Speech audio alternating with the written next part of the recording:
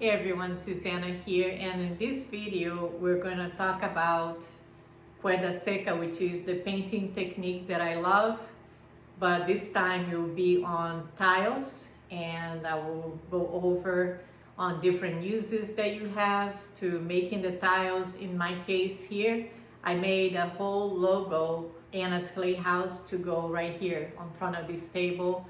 And I also would like to show you this table that I modified, and it was very easy, which will be like a kind of like a moving table around my studio.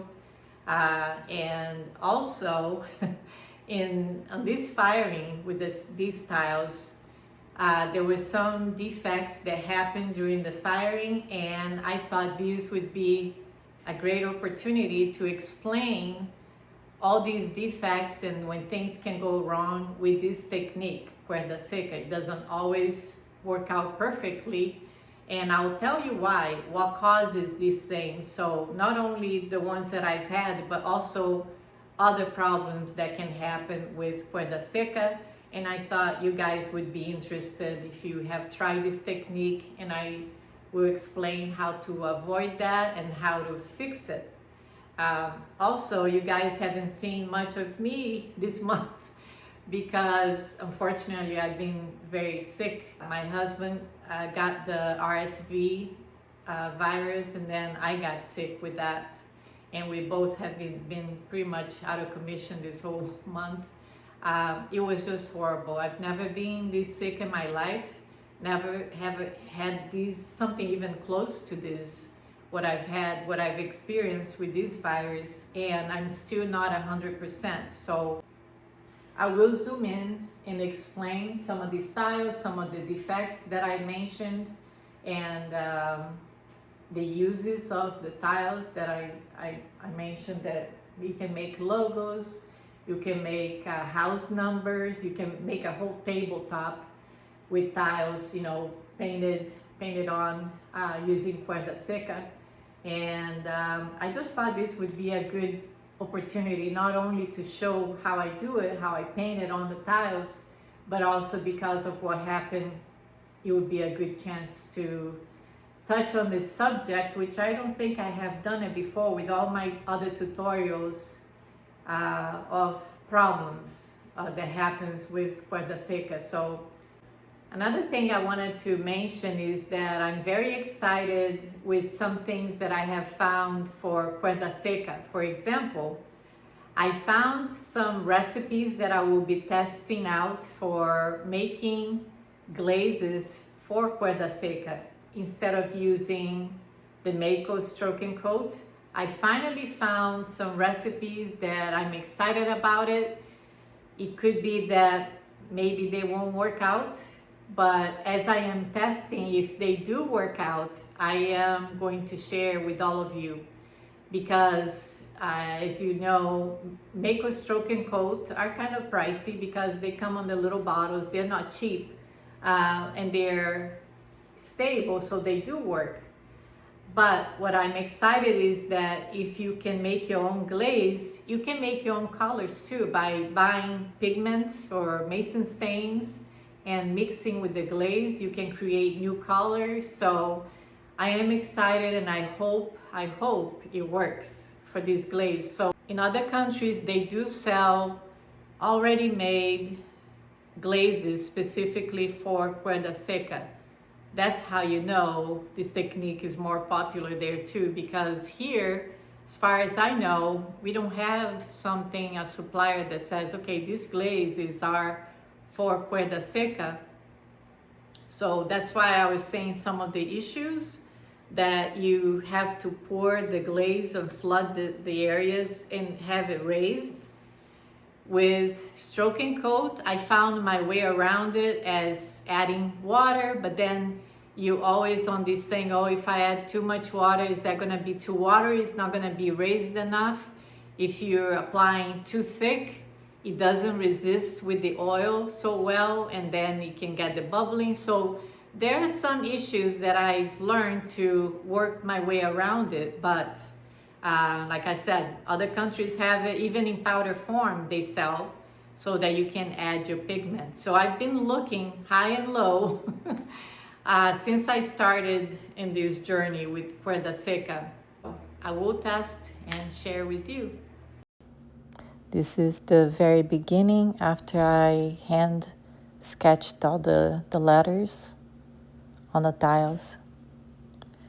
So here I am painting the line work, and I'm using the oil mixture, except that I have the wrong ratio of oil to oxide.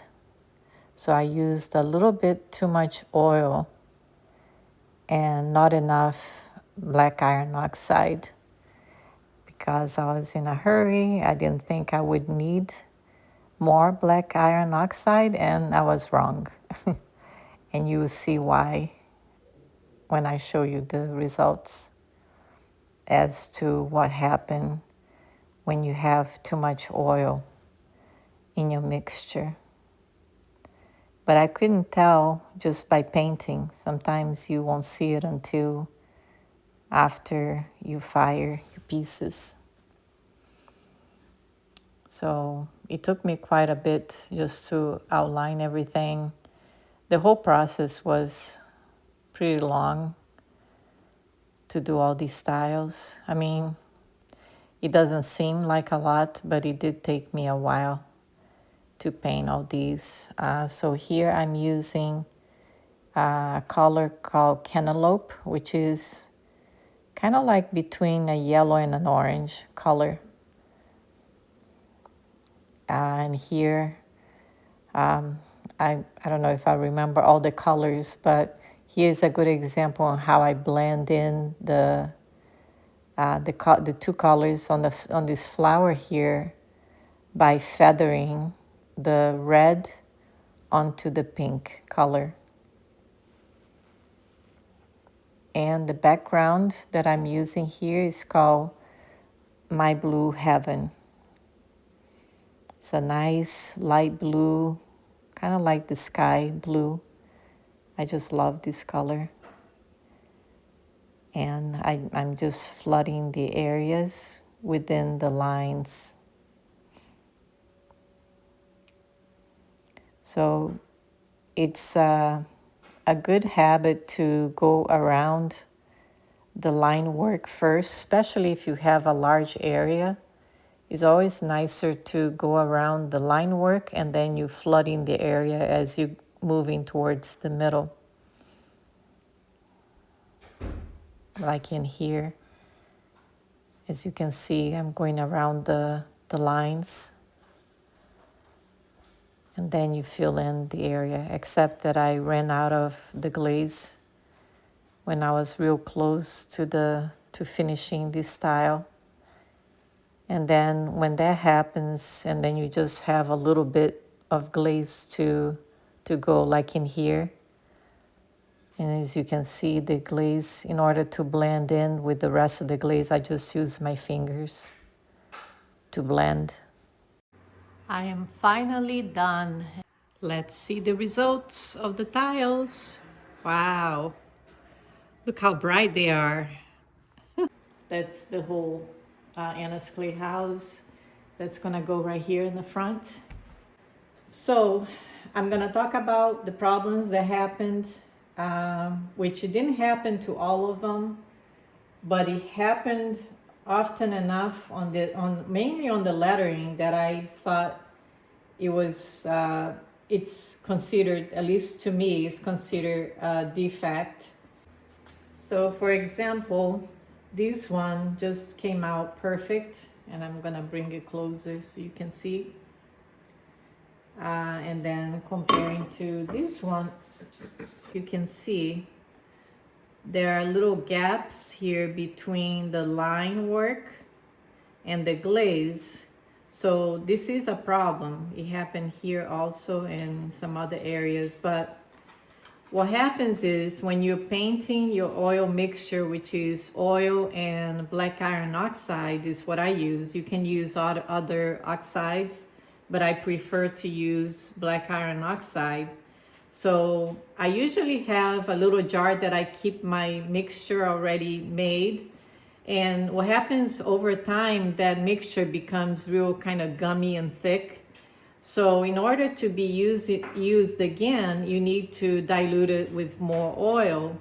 And you should also add more oxide. So when I was in a hurry to make these styles, I thought I had enough black iron oxide there that I didn't add more. So what happens is, and I also didn't mix the oil that well because again, I was in a hurry. So as you're painting your mixture, it looks okay when you're doing it, but actually if the oil is not really mixed in really well, the oil separates from the black iron oxide, which would be just the clear oil, and it gets absorbed by the tile beyond your line work. And so you don't see it because the tile just sucks it up. And then you go and you flood with the glazes, everything looked okay. So what happens when during the firing, that oil, it repels your glaze. So it separates, and as the glaze kind of separates, that's why it's showing the kind of like a white line. And then it carries also some of that black iron oxide on the glaze. So not only you're left with that little kind of like a white space, which is the tile, but also you have the black from the black iron oxide. So it creates almost like another line underneath that. So those are two separate issues. Sometimes you will see the white line space, which I believe is called halo effect. And I've never had this before, or if I did, was so little that I didn't consider the effect. But this one happened enough that I considered that a defect. So if I was selling this, I would either try to fix it or I would sell it with a discount. But I don't like to sell anything that have defects. So anyways, it's not that huge that I'm not upset about it because it's mine and it's a decorative piece. It's not functional. But I just wanted to show you what it looks like.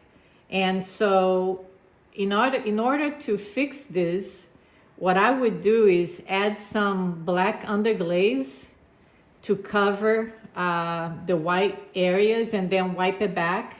So I would apply underglaze and just wipe it with a cloth so that the underglaze gets to the white areas, and then you can refire at low fire. So these were fired at cone 04 when I did my bis firing, and that's what these tiles can go up to 04. So I was a little worried because 04 I'm really pushing my luck, and then I put it on top of my kiln, which is lower temperature than the rest. So I think it fired to an 06 or 05. It didn't go to an 04. But anyways, that's what you would do, and then you would refire again at a low fire at the same temperature, and you would probably just cover the white area. So I've never done it, but I know it can be done. And I wonder though if, because they're not consistent everywhere, you would end up with thin lines and then thicker lines and then thin lines again, wherever it happens. So because of that, I don't know if that really would look better or worse, So I decided to just leave it the way it is. And again, I'm still pretty happy with how it turned out. To me, it looks very cheerful. I put everything that I like, all my tropical plants. I even added a little gecko here, my monstera leaf, and a plumeria, my little bird. I think it came out so cute, the colors and everything. So I'm happy with everything, with the colors, not happy with what happened. So another problem that some people have, which this one I didn't have that issue here, is if you apply the glaze to not thick, but straight out of the bottle. So these are Stroke and Coat glazes by Mayco. They're very stable glazes. That's why I use them. And I usually just add water and shake it really well so it thins out. So the idea when you're squirting with the bottle is that the glaze would be thinner and watery so that it repels, because more water repels from the oil, which acts like an oil resist or almost like a wax resist, because it is oil. It doesn't combine with the glaze, and it creates the barrier, so that you can flood your area here with the glaze and it doesn't go over the line. Sometimes it goes a little bit, and all you need to do is scrape it with anything that is sharp, like a X-Acto knife, toothpick, and so on. And so the idea of the Cuerda Seca is that you apply a lot of glaze, watered down glaze, and it becomes raised because it gives you this texture that you can feel it. So it's not the point of making something flat, because that wouldn't make that contrast. The point of Cuerda Seca is to be in relief. So like this one, I don't know if you can tell, it's hard to tell on videos, but it is raised. Even though during the firing, it goes a little flatter than it was when you were flooding the area with more glaze. But when you fire, it just goes down a little bit, but it's still raised, as you can see in here. And that's the point of Cuerda Seca, is to create those raised areas with the glaze. And everywhere else that the lines are, that's why it's called Cuerda Seca, or dry rope, is the dry, flat areas are the line work, stays on the surface flat, and then the rest is raised. So that's the whole point of it. So to go back with what I was saying, if you apply the glaze thick and right out of the bottle without thinning it out, and you're going to try to have it raised, that would be too much glaze. And sometimes, and certain colors do that more than others, you will bubble up. It doesn't, I think I've only had it once happening with salsa, I think was the color. So maybe that color is more prone to getting that, the bubbles, the bubbling. I haven't had it with any other color, so, but I know some people have reached out to me and saying that has happened to them. And I always say that the reason why that happened is because it is so thick. So you do have to thin out, the glaze. And I think that is so far the defects that I've seen. Again, these really, I haven't had this experience until now, and I know exactly what caused it. And I gave you an idea of how to fix it, except that it won't be perfect, It might take the white lines, the separation here, you will cover it up, but you will have like uneven thicknesses with your lines. So I will be using this piece of wood trim just to frame the letters, the word, and the tiles. Would be right there, and then I can fill in this gap a little bit with just caulking in here. And I am using something that is to glue. It's actually Loctite that I've had it here at home already. You can use anything, any kind of adhesive. This is construction adhesive, so that's what I'll be using. So I lost the footage of all the tiles that I put the adhesive, but pretty much I used the adhesive behind the tiles and pushed them against the plywood. Then I did the same thing with my wood trim, and then used some finishing nails. Did some caulking, and now I'm just painting the bottom part. And I think it turned out pretty good. I'm pretty happy with the results. Here I am doing the last two pieces on each side, also using that same adhesive. And these are the finished tiles already installed. I just need to put another coat of paint on the trim work. So what do you think? Let me know in your comments. So this is my movable table for the studio. And I think it turned out nice, even though it has some little defects on the tiles, but I'm still pretty happy with how it looks.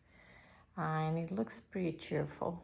Please like and subscribe, share, and let me know in the comments here if you've tried, or if you want to send me an email. I'm always open to getting emails if people want to ask me any questions. If you've had other issues like the ones I mentioned, let me know. I always try to troubleshoot for you. So thanks again for watching, and be safe and stay away from that horrible RSV. Bye bye, friends.